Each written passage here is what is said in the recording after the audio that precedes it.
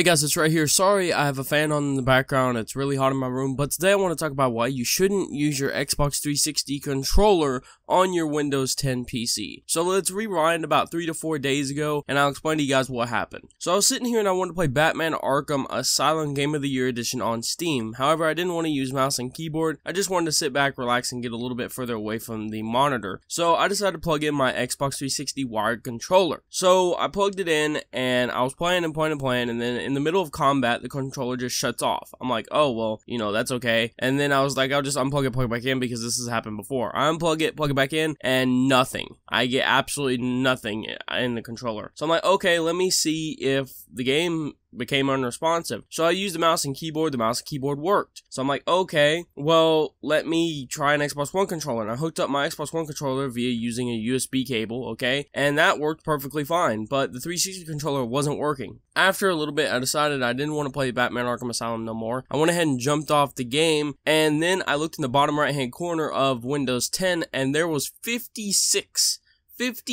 notifications. And I was like, what the how is there 56 notifications? I went and clicked on the notifications, and it all said that there was a USB power surge detected. So I was like, wait a minute, hold on here. I was like, hold on. What caused the power surge? And I was like, the fucking 360 controller. So I don't know how the 360 controller caused the power surge, unless it just like got disconnected for some random reason and it kept trying to reconnect and it sent so much power through that USB port that it didn't allow it. Now this is actually a common issue with Windows 10 and wired 360 controllers, so I recommend if you guys are going to play with a controller on PC at all just to relax and hang back and not be so close to your monitor, use a Xbox One with a USB adapter, okay, a USB, wired to plug into your PC, because that will actually not power surge your USB ports. And it gets to a point to where a lot of people were like, well, what's the big deal? It could actually power surge your USB points, your USB ports, and actually power surge your motherboard and actually cause harmful damage to your system. That's what happens. So to give you a good example of this, my USB ports on the top of my case were not working at all with any other devices except for my Xbox One controller. Even my microphone,